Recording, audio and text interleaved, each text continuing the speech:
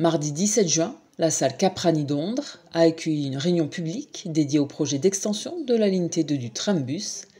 L'événement s'est tenu en présence d'Eva Belin, maire d'Ondres, et de Jean-François Irigoyen, président du syndicat des mobilités Pays Basque-Adour. Le but, c'était de lancer d'abord une réunion de concertation, puisque c'est une phase obligatoire, mais qui va précéder les travaux qui sont censés démarrer en 2028 pour se terminer en 2030.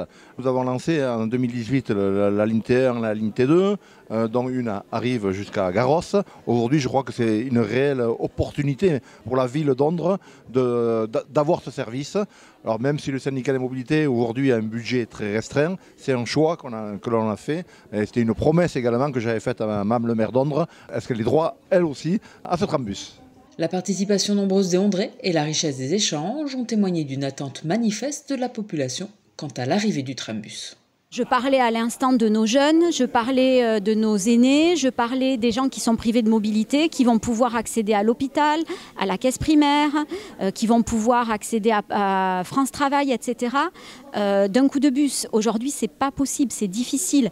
Donc là, vraiment, on va changer d'air et on va offrir un service digne de ce nom à nos presque 7000 habitants ondrais aujourd'hui.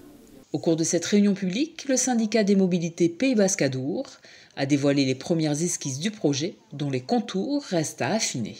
On est en phase de concertation, on va voir les observations des habitants, des Ondrais. Ensuite, on va rentrer dans la phase un peu plus opérationnelle, donc la phase vraiment d'étude, où bien sûr il y aura d'autres réunions publiques, où on présentera aux gens le projet beaucoup plus affiné, et là aussi où on arrivera à gérer les problématiques de cas par cas, suivant les problèmes des uns et des autres. Cette extension de la ligne T2 entraînera des aménagements de circulation sur la RD 810 et constituera une opportunité pour la municipalité de repenser l'organisation et l'aménagement de son centre-bourg. On va effectivement en profiter de cette arrivée de trambus pour requalifier la traversée du bourg d'Ondres, donc retravailler notre place, retravailler nos aménagements publics, notre fameuse RD 810, la ancienne Nationale 10, pour en faire une ville agréable, une ville apaisée, une ville où chacun a sa place en matière de circulation, sur le modèle de ce qui s'est fait chez nos voisins du Sud, que ce soit Tarnos, Bayonne, Anglet ou autre, ce sera sur ce même schéma-là. Le démarrage des travaux est prévu pour 2028 en vue d'une mise en service en 2030. D'ici là, plusieurs réunions publiques seront organisées afin de permettre aux habitants de suivre l'évolution du projet et de faire part de leurs observations.